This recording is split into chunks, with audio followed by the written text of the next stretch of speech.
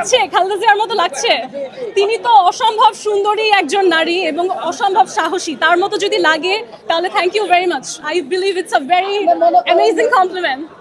আমি নিজেকে মনে করি আমি হচ্ছে একজন স্বাধীন বাংলাদেশের স্বাধীন নাগরিক এবং আমি মনে করি আমার অধিকার সম্পর্কে আমি সচেতন। আমি নারীর অধিকার এবং পুরুষের অধিকার, আমার দেশের শ্রমিক, কৃষক, আমার দেশের গার্মেন্ট ওয়ার্কার, আমার দেশের মানুষ দেখবেন যে বিদেশিদের মতন সেই সুবিধাগুলো পায় না, সেফটি গিয়ারও পায় না। তারা বাসে ঝুলে ঝুলে বিশাল দালান নির্মাণ করেন এবং তারা দেখা যায় কোনো সেফটি গিয়ার ছাড়া একেবারে হচ্ছে খোলা মুখে ড্রেন পরিষ্কার করেন।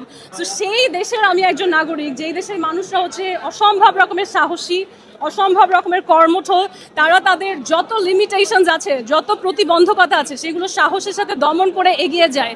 এমন একটা দেশের নাগরিক আমি। আমার পাসপোর্ট বাংলাদেশের, এখানে যে পাসপোর্টটা আছে সেটা বাংলাদেশি পাসপোর্ট। তো আমি মনে করি আমি একজন গর্বিত বাংলাদেশী।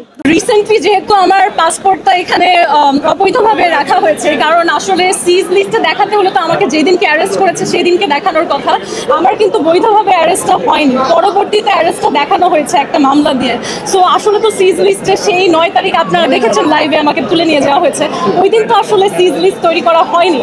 এখন পরবর্তীতে একটা দেখানো, 1 মাস পরে একটা দেখানো, এটা কিন্তু আসলে আনএথিক্যাল। সো যেহেতু আমার সেই আনএথিক্যাল কারণে পাসপোর্টটা হাতে নেই এবং আমি বাইরে যেতে পারিনি, সো এই বছর বাংলাদেশের প্রতিনিধিকে আমার একাই পাঠাতে হয়েছে। ও বাংলাদেশের হয়ে, আপনারা যেমন আমাকে চেনেন মিস আর্ট বাংলাদেশ 2020, এই বছর মিস আর্ট বাংলাদেশ 2025 ও হচ্ছে মাইক্রোবায়োলজিতে গ্র্যাজুয়েট।